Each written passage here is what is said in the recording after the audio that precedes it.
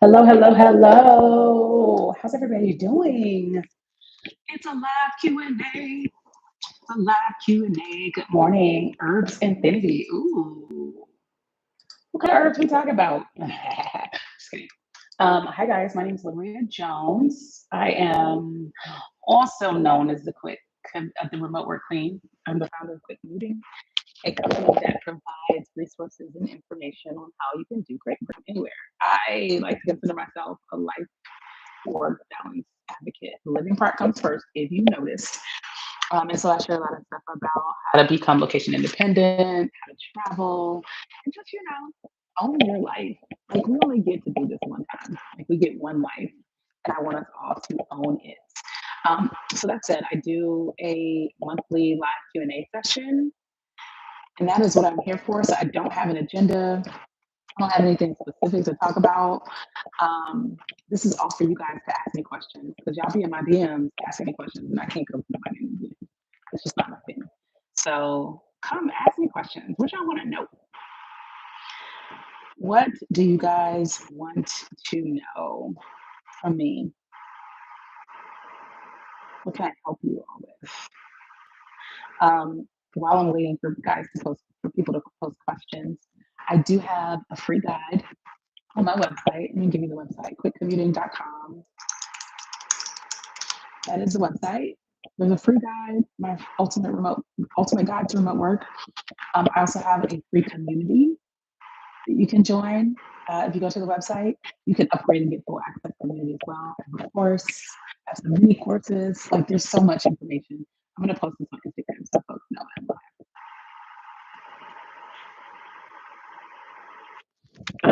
But yeah, do you guys have questions for me? How is your remote works search search for remote work going?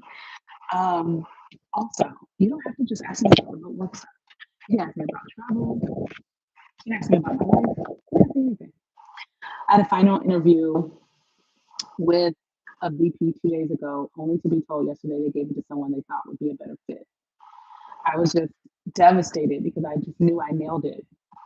Oh man, I'm gonna give you a virtual hug. Come here. Also, let's be clear about something.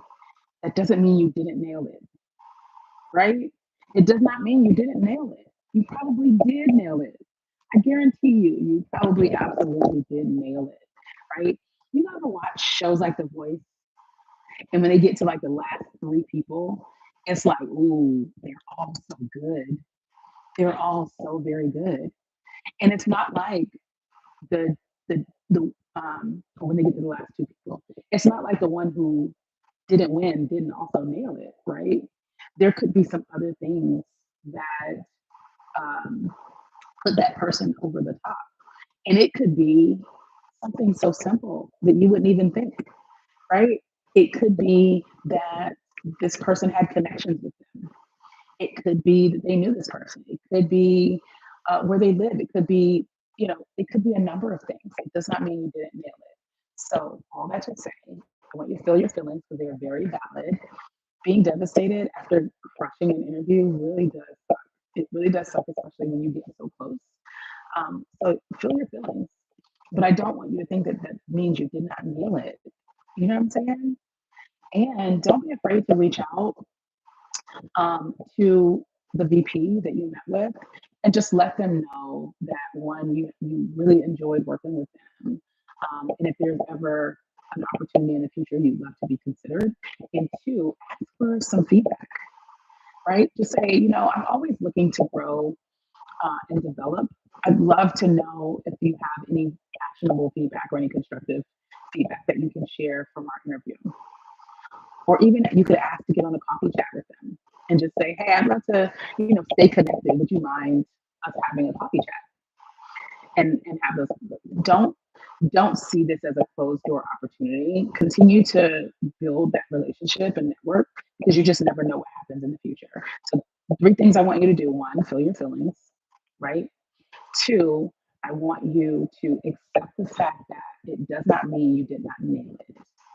Two things can be true. You can have nailed it and someone was the better fit. And then the third thing I want you to do is make sure you continue to maintain the relationships with every person that you spoke with there, from the recruiter all the way up to the VP. Cool? All right. Good luck to you. Also, and I'm going to tell you something. Having continuing that connection, you don't know who they know. So they may know someone and they'd be like, you know what? I wasn't able to hire this person, but she's amazing, and I know you're looking for to fill a similar role. Let me give you this person that I just interviewed. So that's why it's important to continue to build those relationships. So again, don't look at this as like a closed door. Look at this as an opportunity in the future, and do your own self assessment and take away how, like, why do you think you nailed this? Right? Write down all the reasons you nailed this interview and use that as your kind of pep talk when you do other interviews. Like, oh my God, I need to do this again because I killed that. And oh my God, I did this and I killed it. Um, yeah. The VP's email is not available, but are they on LinkedIn? Reach out to them on LinkedIn. Also, uh, I can totally see that being devastating, but again, continue to network with this company. Maybe another opportunity comes up with them in the future. Okay. Um, how do you get over the disappointment of looking for jobs for months with nothing looking promising? Actually, I feel like I talk about this. I talk about this often. Um, Searching for jobs sucks, y'all. Like the whole process is sucky. Uh, it's not an enjoyable process, partly because especially when you're in a situation where you're just so unhappy where you are, or you're literally unemployed and trying to take care of your family, right? That makes it, that heightens the situation, makes it even more challenging. Um, but even if you're just, are just ready for something different, it's just not an enjoyable experience. I think that the mental work that it takes to apply for jobs, also the literal and actual applicant journey is terrible. Like the way companies manage the applicant journey, the applicant experience from the time you go on their website and click apply, like the whole process is just, it needs an overhaul. It needs a complete overhaul. Someone needs to come in and disrupt the whole industry. But how do you keep, how do you get over the disappointment? One, I don't think it is feasible or necessary to eradicate negative feelings, right? I think a lot of times we want to completely avoid or circumvent negative feelings because they make us so uncomfortable. But our negative feelings are useful, right? And they're natural and normal. So disappointment is natural and normal. I think when you feel disappointment, let it happen, right? But also understand what it's telling you, right? Pay attention to what your negative feelings are telling you. And so, a couple of things I'll say is one, I think a lot of people have misplaced expectations for how long this is going to take.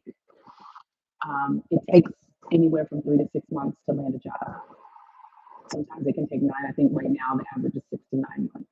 So, one, set the expectation that this is probably going to take me at least 6 to 9 months, right? Go ahead and set that expectation that this is going to take me at least 6 to 9 months. It may happen faster. It may take a little bit longer, but I want you to get that in your head that I have to enforce some patience and perseverance because this takes a while. The second thing that I'll say is stop taking it personal. No recruiter is saying you specifically are a bad person and I don't like your character, so you can't work here. Stop taking it personal. These recruiters they don't know you, right? All they know is the keywords that are in your resume and who's popping up in their searches, in their ATS. They don't know you. Don't take it personal. A lot of times recruiters are bogged down with applications. They may not have ever even seen your application, right? Just because of the way these applicant tracking systems work and how you're going through the process. So two, don't take it personal. Please do not take it personal. It's not personal. Three, I would say, make sure you're addressing your bottlenecks. So if your challenge is you're not getting interviews, the question becomes, do I need to update my resume? Do I need someone professionally to update my resume? Am I adjusting for the keywords because no one's reaching out to interview me? Are you networking? We are in a place where applicant AI tools are making it so easy for people to apply. People are applying for hundreds of jobs a day using AI. And so companies are getting all these applications. And so one of the best ways to get to stand out is to network. And then if you're making it to the interview process and not making it past that, if you see that recurring, then maybe you should get an interview coach. There are interview coaches out there. Um, so I'd say that address your bottlenecks. And the next thing that I'd say is when I say we shouldn't just circumvent our negative feelings, we should focus on what they're telling us. If if we get to the place where the disappointment starts to impact how we feel about ourselves, we are reaching the point of demoralization, right? Uh, we are reaching a dangerous point. And so, what that tells you is it might be time to take a break. It might be time to back away from your job search for just a little while, right? And I'd say, set a time. Say, I'm going to take a break for a week. I'm going to take a break for 2 weeks and give yourself the space to renew because constant rejection it doesn't feel good, right? And it starts to impact your mental health and how you feel about yourself. So we don't need to eradicate the disappointment. What we do need to do is listen to it, right? Is this disappointment because this is important to me, or is this disappointment because now like I'm at a point where I'm starting to feel bad about myself? And if you get to that point, it's like, okay, I'm gonna take a little break. I'm gonna focus on something that's fun. I'm gonna focus on something that I'm good at. I'm gonna focus on my family. I'm gonna focus on self-care, whatever the case may be. So I think those are some of the things that you can do when you're in that situation.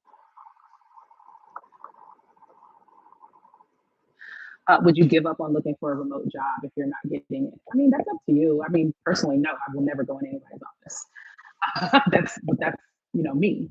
Um, and also, I think that a lot of times you all conversation is, do I get the job or not? You're not thinking about, well, can I work remotely in other ways? Can I create my own remote job? Can I freelance? Can I build a business?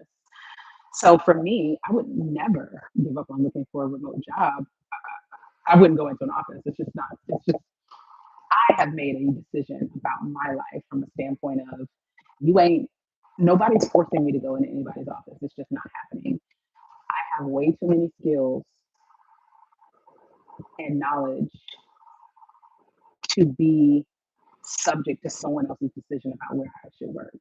If I, if my job, the company I work for right now, was like, Liberty, you need to come into the office. Even if they said I had to come into the office 1 day a week, I'd be quitting.